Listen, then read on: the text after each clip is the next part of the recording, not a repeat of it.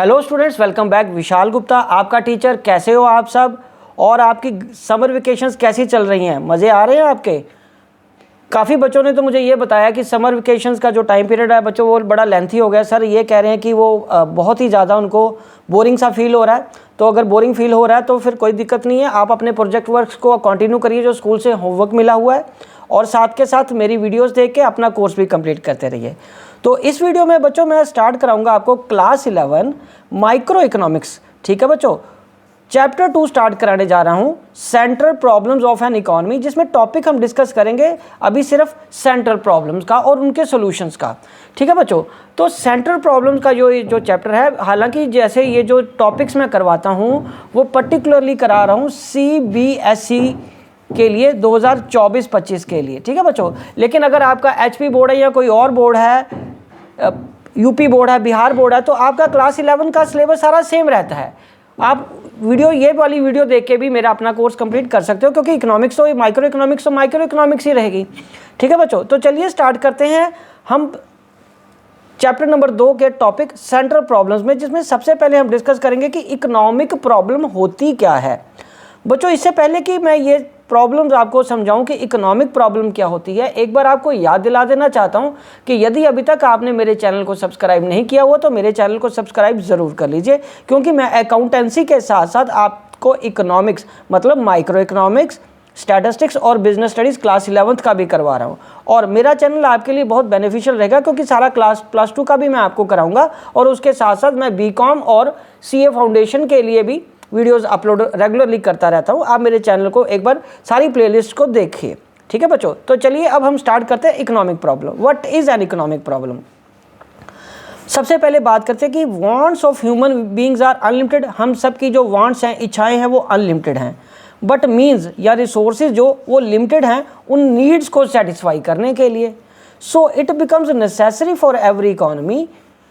तो ये एक इकोनॉमी के लिए बहुत ज़रूरी हो जाता है to make a choice regarding the efficient use of available resources of the economy, like land, labour, capital etcetera. मतलब हमारी सबकी वांट्स क्या हैं? अनलिमिटेड है, और रिसोर्सेज हमारे पास क्या हैं? लिमिटेड हैं। सो इट बिकम्स नेसेसरी, तो ये एक नेसेसरी ज़रूरी हो जाता है किसी भी इकोनॉमी के लिए to make a choice regarding the efficient use of available resources, कि ताकि हम अपने उसकी चॉइस कर सकें कि जो भी available resources land, labour, capital के फॉर्म में है उसका बेस्ट इस्तेमाल कैसे करना है, ताकि मैक्सिमम आउटपुट जनरेट कर सके और कंज्यूमर मैक्सिमम सेटिस्फेक्शन पे जा सके और सोसाइटी क्या कर सके?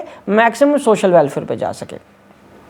ठीक है बच्चों, so we can say that economic problem essentially is a problem of choice. इसका मतलब जो इकोनॉमिक प्रॉब्लम है वो प्रॉब्लम ऑफ चॉइस है, क्योंकि मान लो मेरे पास 100 रुपये है, हमारे पास कभी भी इतने सफिशिएंट पैसे नहीं हो सकते जो कि हमारी सारी ज़रूरतों को पूरा कर दे। तो हमें अपने इन्हीं 100 रुपये में आज का खर्चा निकालना, कुछ A खर्चा, कोई B खर्चा, कोई C खर्चा, कोई D खर्चा है। ठीक है जी, तो इन सभी खर्चों पे हम किस तरीके से प्रोपोर्शनली बांटेंगे पैसा को, उस स्टडी को हम क्या बोलते हैं? Economic problem. ठीक है बच्चों, तो व्हाट कॉजेज इकोनॉमिक प्रॉब्लम? क्या कारण होते हैं इकोनॉमिक प्रॉब्लम एराइज होने के? वो एक है हमारी वांट्स अनलिमिटेड है, दूसरा लिमिटेड रिसोर्सेज है, तीसरा अल्टरनेटिव यूजेज है। ठीक है बच्चों, और सेंट्रल प्रॉब्लम्स ऑफ इकोनॉमी क्या है? सेंट्रल प्रॉब्लम की अगर हम बात करें, उसमें सबसे पहले प्रॉब्लम आ रही है what to produce, how to produce and for whom to produce. क्या बनाना है, कैसे उत्पादन करना है और किसके लिए बनाना है, ये हम एक एक करके अब डिस्कस करेंगे। यही हमारी मेनली इकोनॉमिक प्रॉब्लम्स होती हैं। और हम सबसे पहले अगर डिस्कस करें वो व्हाट टू प्रोड्यूस।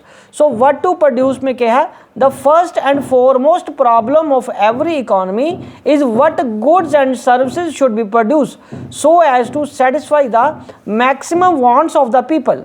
हमें पहली और सबसे इम्पॉर्टेंट जो प्रॉब्लम है वो ये देखना कि किस तरीके की गुड्स एंड सर्विसेज की प्रोडक्शन हो, ताकि जो ह्यूमन बीइंग हैं, जो लोग हैं हमारी इकोनॉमी में, वो अपनी मैक्सिमम नीड्स को, अपनी वांट्स को किस तरीके से सेटिस्फाई कर सकते हैं। So this problem is considered with the economic problem of resource allocation, तो इसका मतलब ये क्या हो गया, रिसोर्स एलोकेशन से रिलेटेड होगी। टू फोल्ड डिसीजन कौन से हमें इसमें लेने पड़ सकते हैं, क्या बनाना है और हाउ मच टू प्रोड्यूस, और कितनी क्वांटिटी किस चीज़ की बनानी है।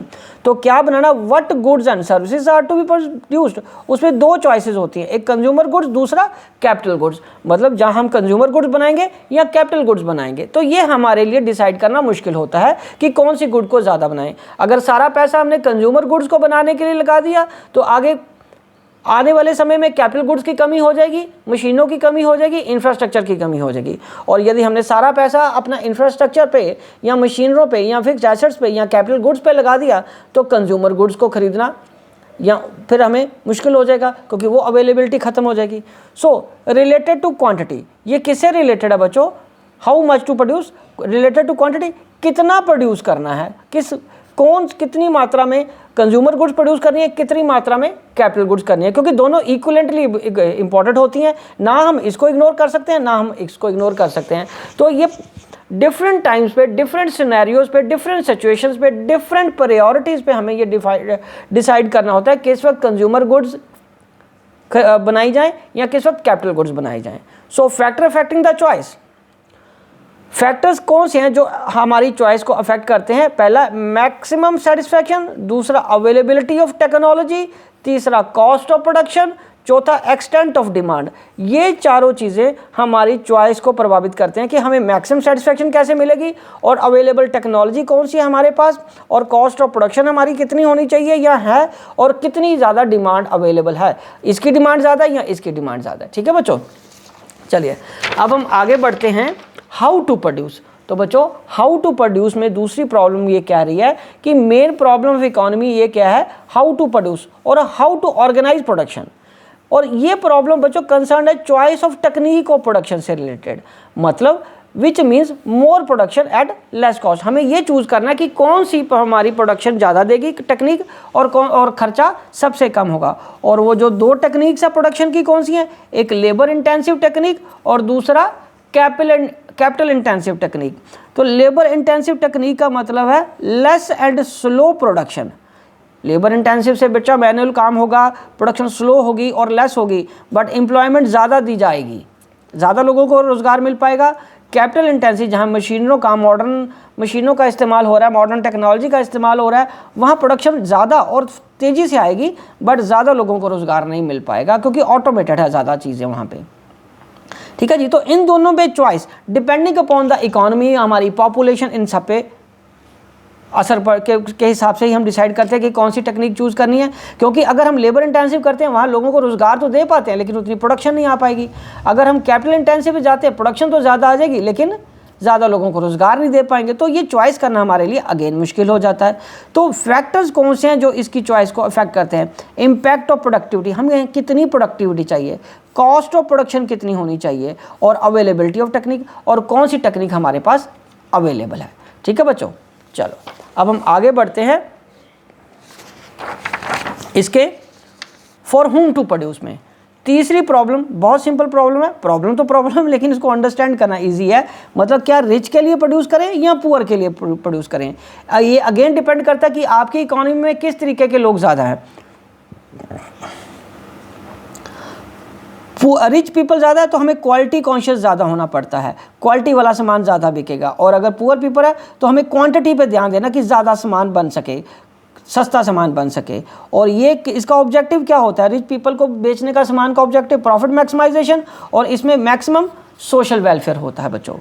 और इससे जितना ज़्यादा प्रॉफिट होगा उतना ज़्यादा आगे प्रोडक्शन कर पाएगी। और यहाँ पे जितना मैक्सिमम सोशल वेलफेयर होगा उतना सरकार को और प्रोड्यूसर सेक्टर को क्या करना पड़ता है, सब्सिडी देनी पड़ती है। सरकार को प्रोड्यूसर सेक्टर को सब्सिडी देनी पड़ती है ताकि वो ज़्यादा से ज़्यादा गुड्स का निर्माण कर सके। तो इसलिए फिर किसकी ईजाद होता है, पब्लिक सेक्टर का निर्माण होता है इस केस में। और यहाँ पे फिर आ जाता है प्राइवेट सेक्टर प्रोड्यूस करता है क्योंकि प्रॉफिट मैक्सिमाइजेशन होता है इनका ऑब्जेक्टिव।